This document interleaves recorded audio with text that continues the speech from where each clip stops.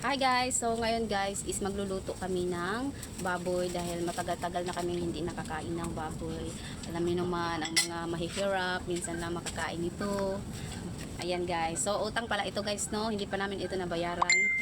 So ayan, nagluluto ngayon si Lorenzo yung ibang baboy niluto niya guys. So adobuhin pala niya yan guys. Ayan guys oh. Ayan, mag-adobo siya. Paksiwan natin guys, paksiwin. Paksiwan daw niya guys. Ayan guys. So ayan. So mamaya is kag naluto na yun guys, magsugba kita rin. So magsugba rin kami mamaya ng baboy. So doon kami magkain-kain mamaya sa tabing dagat diyan guys no. Ayan guys, naluto na yung ating adobong baboy. So titikman natin guys no.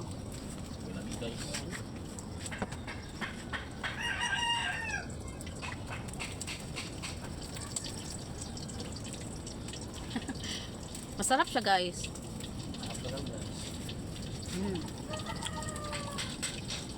Iba talaga kapag minsan ka lang nakakain ng baboy guys.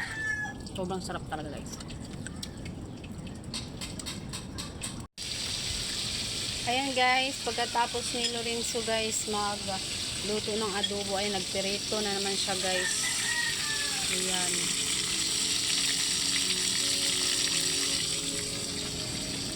Hindi ko alam kung may birthday ba, bakit siya nangutang ng karne.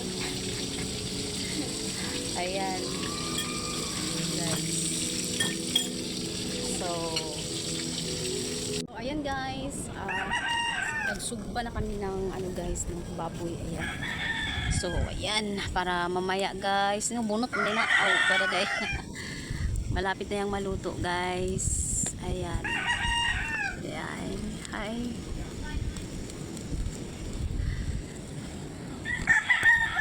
So, konti na lang guys. Is maluluto na, na yung baboy. So, maya-maya guys is kakain din kami kasi oras na. So, kailangan mag-ready muna ako ng pagkain ni Mama Budik guys. Kasi mamaya, humihingi na naman niya ng pagkain. So, mag-ready muna ako. Para hindi kami ma-disturbo mamaya guys. Mag-ready muna tayo. Ayan guys, nilagyan ko na ng feeds. So, lalagyan ko na ngayon ito ng tubig guys.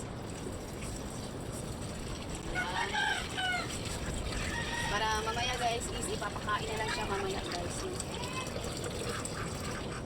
So, ilagay ko muna ito guys. Mamaya pa ito ipapakain sa kanya dahil hindi pa siya na ano guys, matigas pa yung feeds. So, mamaya mga alas 11 ko pa yun ipapakain sa kanya guys. So, ito na yung aming sinugba guys. Ready na. At naluto na din yung aming adobo. So, ready na kaming kumain. So, yun lang guys for today's video. Happy Sunday. Bye-bye.